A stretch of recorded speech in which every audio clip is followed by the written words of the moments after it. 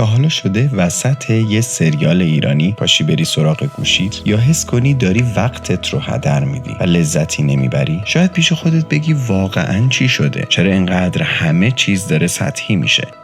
این ویدیو با حمایت استودیو مهد ساخته شده. اگه دنبال یه تیم خلاق برای طراحی یا کارهای گرافیکی هستین، استودیو مهد رو از دست ندین. لینکش رو براتون توی توضیحات میگذارم.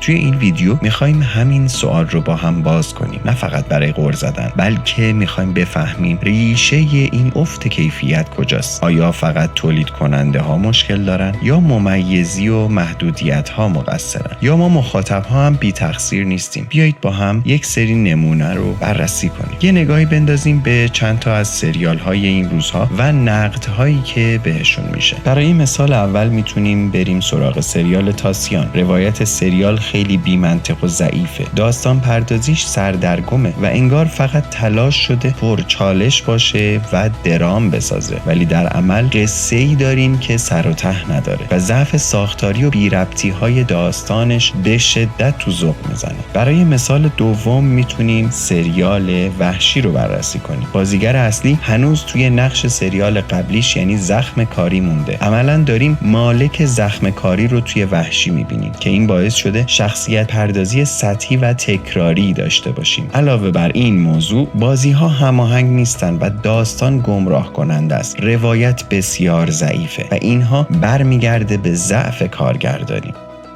مورد بعدی سریال جدیدیه که رضا عطاران توش بازی کرده به نام اجل معلق. این سریال توی بخش‌هایش به قشر ضعیف جامعه توهین میکنه، چون بدون شناخت عمیق فقط کلیشه ها رو تکرار میکنه و نگاهش سطحیه. داستان سردرگمه و ریتم نامنظمی داره که باعث شده نتونه تاثیرگذار باشه. از کمدی ها و طنزهای به شدت آبکی، سطح پایین و لوده استفاده میکنه و این واقعاً نتیجهش میشه یک افتضاح تصویری. سریال چهارم هم میتونه کنکل باشه. از افتضاح بودن اسمش که بگذاریم، توی این سریال کارگردانی و تدوین دچار سردرگمی شده. صحنه ها پراکنده و بی ربطن، ریتم افتضاحه و تدوین پرش داره. این تدوین باعث شده مخاطب به سختی ارتباط برقرار کنه و نبود انسجام رو در بخش فنی و داستانی به شدت میتونید لمس کنید. اینها نمونه هایی از مشکلات جدی در تولیدات ما هستن. حتما همه میدونیم توی ایران با کلی محدودیت و ممیزی روبرو هستیم. نمیشه هر چیزی رو راحت نشون داد یا پایان دلخواه بهش داد. ولی نکته اینجاست که خیلی از فیلمسازای بزرگ با همین محدودیت‌ها شاهکار ساختن. برای مثال عباس کیارستمی با فیلم طعم گیلاس تونست یک اثر جهانی بسازه. این یعنی محدودیت‌ها به تنهایی دلیل ضعف نیستن. مشکل اصلی چیز دیگه‌ایه.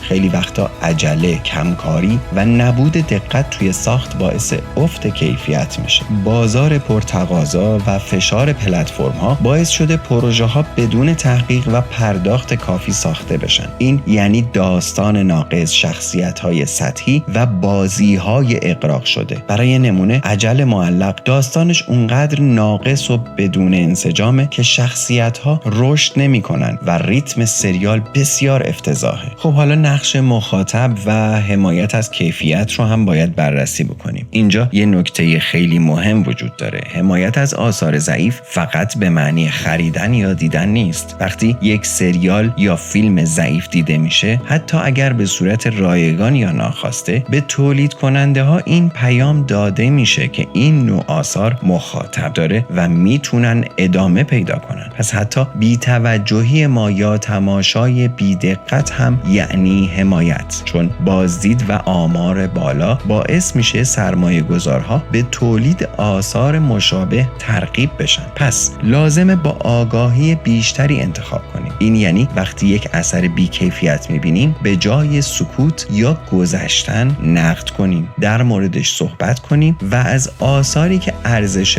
واقعی دارن حمایت کنیم. فقط اینجوری میتونیم کیفیت کلی تولیدات رو بهبود بدیم و جلوی تولید بی هدف آثار ضعیف رو بگیریم. خب میرسیم به یک سوال مهم: چطور بهتر ببینیم و چطور بتونیم قضاوت کنیم؟ دیدن فیلم و سریال واقعاً مهارت خاصی نمیخواد. کافیه بفهمیم باید دنبال چه نشونه‌هایی باشیم که بتونیم بهتر قضاوت کنیم. نشونه‌هایی مثل صدا و تصویر ضعیف و بی‌دقت، نورپردازی ناهماهنگ، گریم و لباس نامناسب یا بی‌دقت، تدوین پر از پرش، داستان‌های سرهم بندی شده که فقط تلاش دارن درام بسازن ولی عمق نداشته باشن. منم اینجا هستم که به همدیگه کمک کنیم و این نشونه‌ها رو بهتر بفهمیم و یاد بگیریم کیفیت رو چطور باید تشخیص بدیم. توی این مسئله نمیشه نقش فضای مجازی و شبکه‌های اجتماعی رو توی افت کیفیت انکار کرد. این روزها همه دنبال محتواهای سریع، کوتاه و پرهیجانن، اما اغلب بدون عمق و سطحی. همین باعث شده سلیقه‌ها هم تغییر کنه و توقع برای محتواهای جدی و عمیق کمتر بشه. این روند هم بر تولیدات سینما و تلویزیون اثر گذاشته و باعث شده آثار زیادی به جای کیفیت دنبال جذب سریع مخاطب باشن. یکی از راه‌های اصلی برای بهتر شدن این وضعیت آموزش درست در ارتباط با مدیایی به نام فیلم. وقتی یاد بگیریم چطور فیلم و سریال ببینیم، نقد کنیم و درباره‌شون صحبت کنیم، میتونیم هم بهتر انتخاب کنیم و هم سازنده ها رو به سمت کیفیت بالاتر هدایت کنیم. این فرهنگ سازی لازمش یه حرکت جمعیه که همه ما باید توش سهم داشته باشیم. ما مثال نمونه‌های موفق خیلی زیادی داریم، مثل شهر زیبا از اصغر فرهادی که ثابت کرده حتی با ممیزی هم میشه اثر با کیفیت ساخت. همه چیز توی این فیلم حساب شده و دقیقه، چه در بازیگری، چه در روایت و چه در تکنیک‌های فنی. فیلم خانه دوست کجاست از عباس کیارستمی، فیلمی ساده اما پر از مفهوم و عمیق که بدون جلوه‌های ویژه قصه انسانی رو تعریف میکنه. یا فیلم بچه‌های آسمان از مجید مجیدی، فیلمی که قصه کودکانه اما تاثیرگذار با پرداخت دقیق ساخته. فیلم هامون از داریوش مهرجویی، فیلمی که هنوز بعد از سالها به عنوان یک شاهکار روانشناسی و اجتماعی شناخته میشه. این کارگردان‌ها با وسواس روی همه جزئیات کار کردن، از بازیگران گرفته تا نور و تدوین و داستان. این رو نباید فراموش کنیم که حرفه‌ای بودن یعنی دقت. ساخت یک فیلم یا سریال حرفه‌ای یعنی دقت، وسواس و پرداخت درست به همه جزئیات. هیچ بهانه‌ای برای ارائه کار سطحی و بی‌دقت قابل قبول نیست. این ویدیو بخشی از پلیلیست خارج از کادره، جایی که درباره سینما و پشت صحنه‌های تولیدات حرف میزنیم. دوست داری همین سریال ها رو دونه دونه تحلیل کنیم، نقاط قوت و ضعفشون رو با هم بررسی کنیم، یا موضوعات دیگه‌ای هست که دوست داری توی خارج از کادر بهشون بپردازیم؟ حتما توی کامنت ها این رو بهم بگین. منتظر شنیدن نظراتتون هستم. هر تجربه و دیدگاهی دارین بگین تا با هم یاد بگیریم چطور مخاطب آگاه تری باشیم و سینمای بهتری ببینیم. یادمون نره که کیفیت اتفاقی نیست، نتیجه انتخاب ماست، هم سازنده و هم مخاطب. اگر میخوایم اوضاع بهتر بشه باید سختگیرتر باشیم، با دقت انتخاب کنیم و آگاهانه حمایت کنیم، چون هر نگاه، هر کلیک و هر بازدید یعنی حمایت. ممنونم که همراه بودین. یادتون نره لایک کنین و کانال رو سابسکرایب داشته باشین و کانال سینمولوژی رو به دوستانتون معرفی کنید تا ویدیوهای بیشتری رو با هم بسازیم. من احمد هستم و اینجا سینمولوژی.